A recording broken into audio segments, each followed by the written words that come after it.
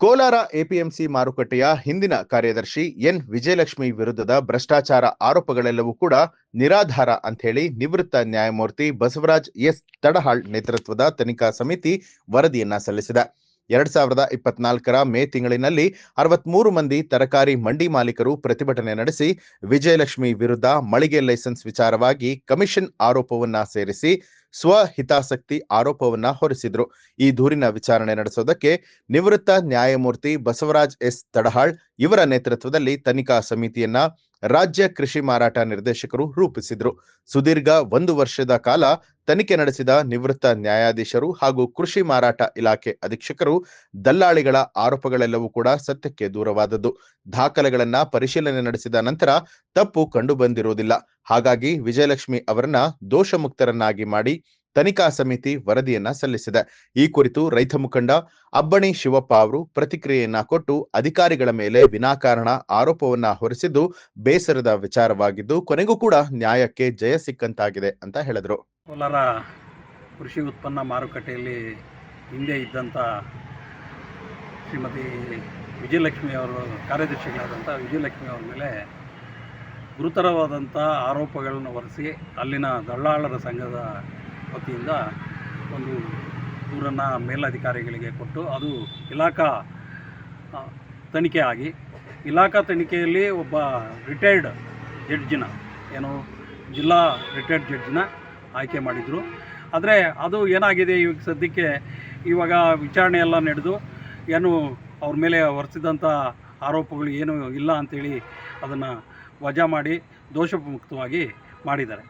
ಆದರೆ ಅವತ್ತೂ ಸಹ ನಾವು ಹೇಳ್ತಾ ಬಂದ್ವಿ, ಇಲ್ಲಿ ದಳ್ಳಾಳರು ಈ ಶನಿವಾರ ರಜಾ ಘೋಷಣೆ ಮಾಡುವಂಥದ್ದಾಗಿರ್ಬೋದು, ಕಮಿಷನ್ ತೊಗೊಳ್ಳೋವಂಥದ್ದಾಗಿರ್ಬೋದು, ಸೆಸ್ ಕಟ್ಟುವುದರಲ್ಲಿ ಮೋಸ ಮಾಡ್ತಿರೋವಂಥದ್ದಾಗಿರ್ಬೋದು, ಇದರ ವಿರುದ್ಧವಾಗಿ ನಾವು ರೈತ ಸಂಘದಿಂದ ಅವ್ರ ಮೇಲೆ ಒತ್ತಡ ತರ್ತಾ ಇದ್ವಿ, ಕಾರ್ಯದರ್ಶಿಗಳಿಗೂ ಒತ್ತಡ ತರ್ತಾ ಇದ್ವಿ, ಈ ಕಡೆ ಗಮನ ಕೊಡಬೇಕು ಅಂತೇಳಿ.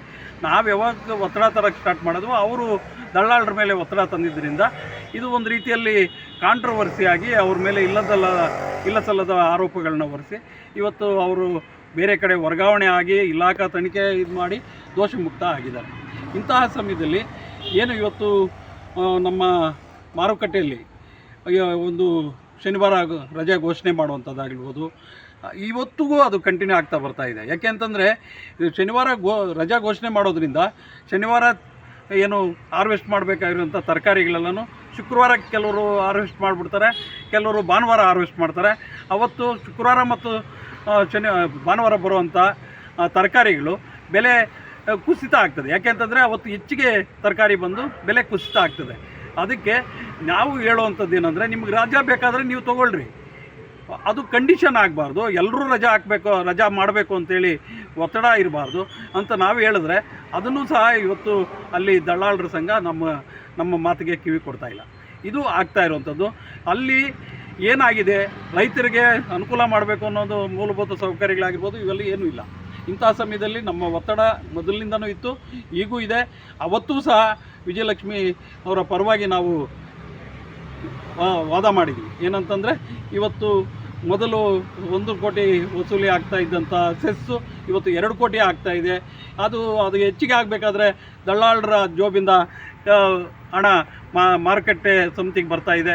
ಇಂತಹ ಸಮಯದಲ್ಲಿ ಅವರು ಒಂದು ರೀತಿಯಲ್ಲಿ ಆವೇಶಭರಿತರಾಗಿ ಇವ್ರ ಮೇಲೆ ಇಲ್ಲ ಸಲ್ಲದ ಆರೋಪಗಳು ಮಾಡ್ತಾ ಇದ್ದಾರೆ ಅಂತೇಳಿ ನಾವು ಡೈರೆಕ್ಟ್ರಿಗೂ ಮನವಿ ಕೊಟ್ಟಿದ್ವಿ, ಜಿಲ್ಲಾಧಿಕಾರಿಗಳಿಗೆ ಮನವಿ ಕೊಟ್ಟಿದ್ವಿ, ಮತ್ತು ಕನ್ಸರ್ನ್ ಮಿನಿಸ್ಟ್ರಿಗೂ ಸಹ ಮನವಿ ಕೊಟ್ಟಿದ್ವಿ.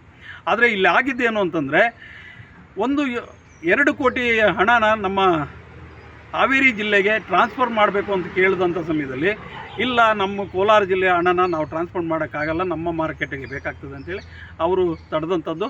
ಆದರೆ ಇವತ್ತು 1 ಕೋಟಿ ರೂಪಾಯಿ ಟ್ರಾನ್ಸ್ಫರ್ ಆಗಿದೆ ಅವರು ವರ್ಗಾವಣೆ ಆದ ನಂತರ. ನ್ಯೂಸ್ ಅಲರ್ಟ್, ನಿಮ್ಮಿಂದ ನಿಮಗಾಗಿ.